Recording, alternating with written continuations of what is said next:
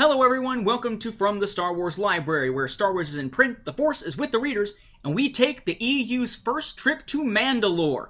In this episode, I'm your host, Nathan P. Butler. We're looking this time at 2 issues of the Marvel series, and those who know anything about the Marvel series will usually know these 2 issues.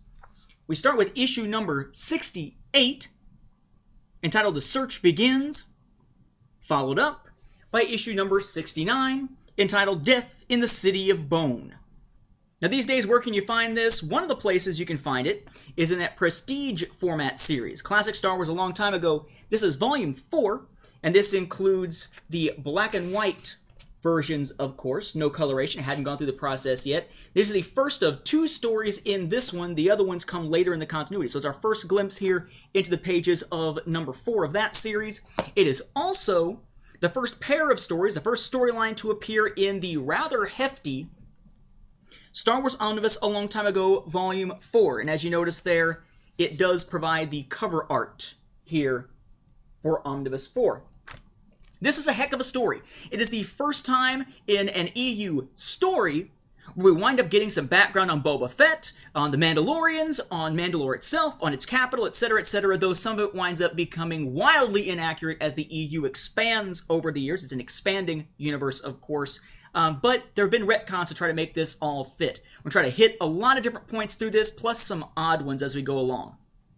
Now, you may recall that the previous issue of the series, number 67, The Darker, really only had one thing going for it continuity-wise. It starts out with a briefing by Leia, in which she says, look, we've got information that basically says that Boba Fett was working with another bounty hunter, one of the other ones from the Executor scene, and whoever this is, it's either Dengar, IG-88, or Bosk, whichever one it is, he cut him out of the deal, and now we think if we can find him, we can maybe pay him to double-cross Boba Fett as he was double-crossed, and that'll give us the location where Boba Fett is hanging out and waiting for his rendezvous at Jabba's palace to bring in Han Solo. It's our first big lead to hopefully finding Han.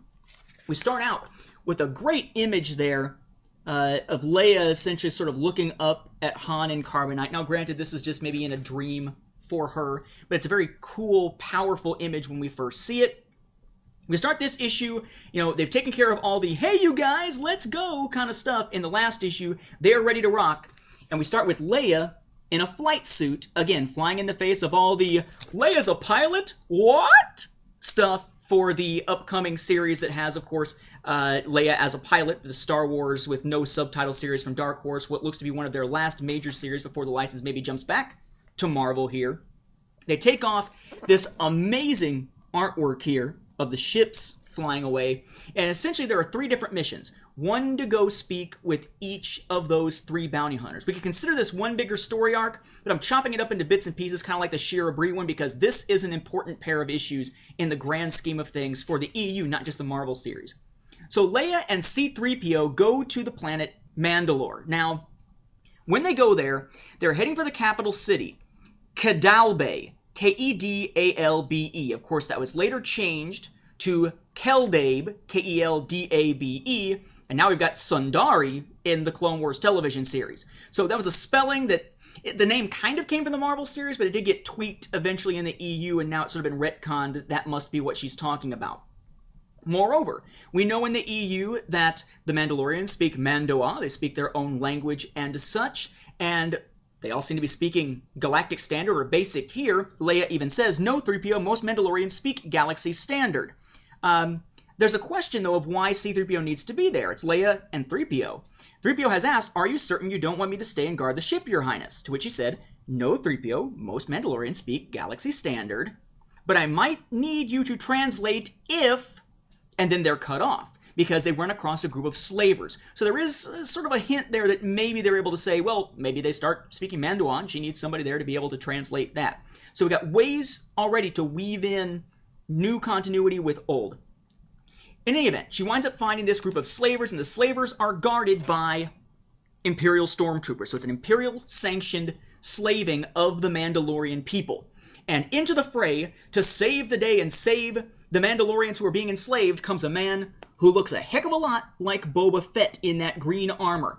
Leia immediately thinks that it's Fett. She saves him from the slavers, killing a slaver. At that point, she thinks that she just saved an enemy. She can't believe that she has done that. At which point, he reveals, He's not Boba Fett. No. Not at all. He seems to speak with like a Scottish or an Irish accent here. It's a man by the name of Finn Shisa, or Shisa, or Shissa. Shisa is the way I usually hear it, but that sounds a lot like cussing in German, I believe it is. Suffice to say, he is Finn, and Finn takes her back to his village, to the capital village, and, I mean, it looks like a village, it's the capital, but takes her back, and he reveals some of the background for the first time in the EU, in a story, some of the background of the Mandalorians. Now, yes, there's been some background before. In the Art of Empire Strikes Back book, they gave a little bit of background on Boba Fett. It actually found its way eventually into the first edition of A Guide to the Star Wars Universe. This one by Raymond Velasco before Bill Slavicsek wrote volumes 3, or I guess editions 2 and 3. In it, sourcing just The Empire Strikes Back, Return of the Jedi, the novelization of The Empire Strikes Back, and the Art of The Empire Strikes Back, we learn about Boba Fett, among other things. Boba Fett's work dress was a weapon-covered armored spacesuit of the kind favored by a group of evil warriors defeated by the Jedi Knights during the Clone Wars, etc., etc. So, we got that little bit of information about this idea that his armor is from these Mandalorian warriors. Doesn't necessarily say he is one, but that the armor is from these warriors. We also get some early background. I believe it was on a trading card suggesting that maybe he was a stormtrooper who had killed a commanding officer and left the army. But here, in an actual story, we're getting background. Now, let me give you the quote here. It's a little bit long, but it does give you all this background. I'll give you a sense of why and how this has all been retconned away, because it's going to sound a little odd to modern ears. I'm taking out his accent. I'm not going to speak it in an Irish-sounding accent. I'm not going to offend people that way. So he says, "Long years ago, when I was part of a group of super commandos charged with the ultimate protection of Mandalore, it was a job I was proud of. But when Palpatine made his move to set up a galactic empire, the government of Mandalore sent us into the Clone Wars on the Emperor's side. And it was during briefing sessions on enemies of the Empire, Princess, that I first became acquainted with your comely features. At any rate, the war was finally won, but at a terrible cost. Of 212 Mandalorian protectors that went into battle, only 3 survived. Our chief officer, who had become disenchanted with fighting for other people, set off on his own and ended up the canniest bounty hunter in the known worlds. That, of course, was Boba Fett. The other survivors were meself and me boyhood chum, Toby Dalla. Here written with 2 B's, other places sometimes with 1. Toby and me returned to Mandalore to start over. But we found things had changed during our leave. Our homeworld had been overrun by slavers sanctioned by the Empire, and they turned Mandalore into a conscription center for slaves needed to work the factories, farms, and mines, what kept the Imperial war machine running. That's when me and Toby went underground to form an outlaw band, and we've been fighting to give Mandalore back to Mandalorians ever since." Wait a second. Okay, Leia was shown here. Leia is an adult or a teen during the Clone Wars, somehow? Palpatine declared the Empire prior to the events of the Clone Wars. Boba Fett was a Mandalorian super commando fighting in the Clone Wars who grew disenchanted and left because out of 212, only 3 wound up surviving. It's going to be Finn Shisa, Toby Dalla, and Boba Fett, of course, as mentioned here. It just seems a little odd. Kind of had you going, wait a second, how does this fit with anything these days? Thank you very much. That is where Abel Pena comes in. As is so often the case, it is up to Abel Pena to take continuity threads and tie them together. Him, Dan Wallace, and Jason Fry tend to be the guys who tend to do this a lot. We have Star Wars Insider number 80. In this issue, you have Mandalorian 101. It's an article entitled The History of the Mandalorians. Great article, although some of the Karen Traviss novels turned around and ran over bits and pieces of it years ago. There's bits and pieces of this here and there, but one of the key parts to this that manages to tie together this part of the Mandalorian story into the other broader Mandalorian bits we get much later in the EU is a line here about Spar, aka Alpha 02, that early clone trooper who is having his memories of Jango Fett essentially coming back into his mind. He was becoming more of an individual. It says, after he escapes Kamino, Spar roamed the Outer Rim, where he worked at odd jobs for several years while trying to sort out his own troubled mind. After the outbreak of the Clone Wars, however, and the death of Jango Fett, Spar suddenly realized his purpose.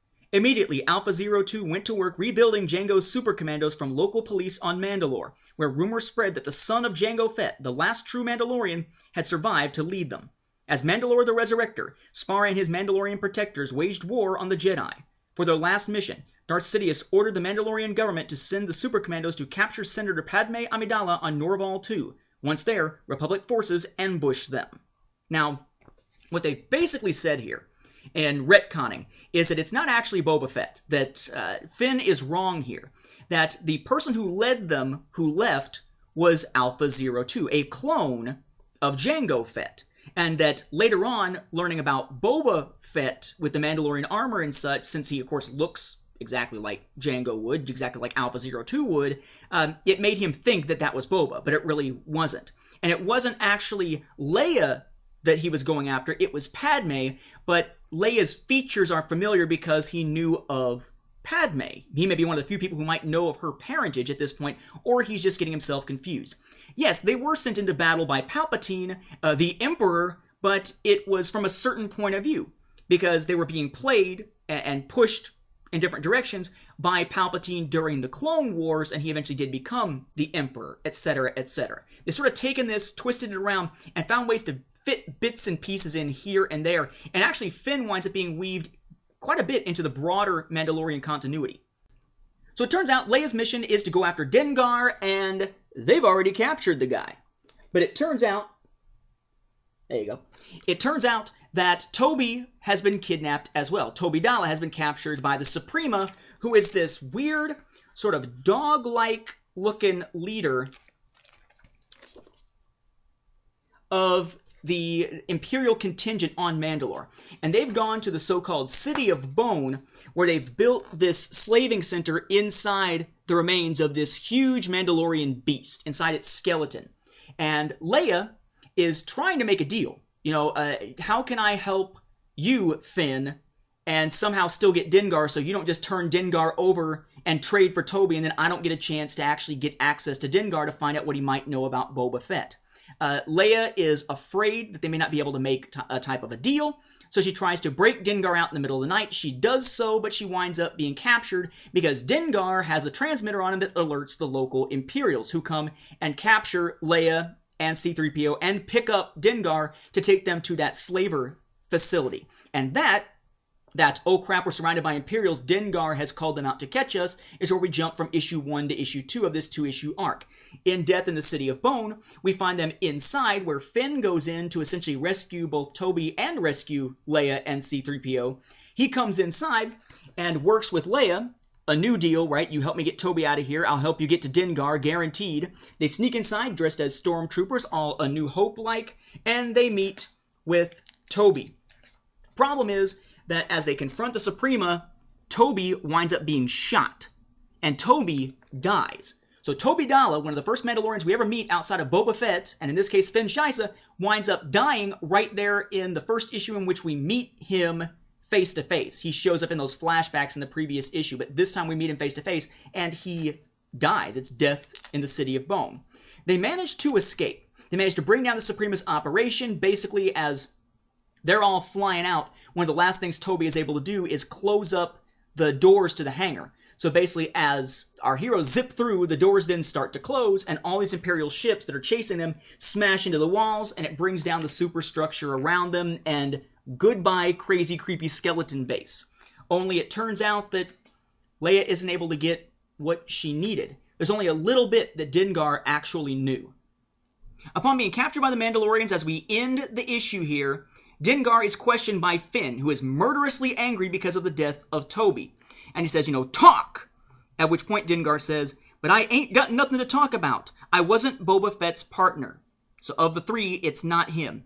Sure, I overheard Fett telling someone about a hideout near the Angus system, but I don't even know who he was talking to. Honest. So of the different tracks that the Rebels are going on to find info to find Han, this is one that was essentially a dead end, though Finn and the Mandalorians will become allies of the Rebel Alliance in the future of this Marvel series, so it's a cool introduction there. Plus, we had a nice little epilogue that sets up the next issue and Lando and Chewbacca's mission as we see them return to an earlier location from the Marvel series, the Wheel, which hasn't been seen since very early on in the Marvel run, back in the pre-Empire Strikes Back era. So kind of nice to see that back again. So some of the most well-known issues, both of the Marvel series and of continuity, in terms of problems that had to be retconned and fixed up later on. But a very cool pair to read now that we know a little bit more about the Clone Wars and about the Mandalorians and such. Lots of cool introductions here. We will see Finn back again, and of course, the hunt for Han Solo goes on. At the risk of running long, let me just say thank you for watching, and may the Force be with the readers.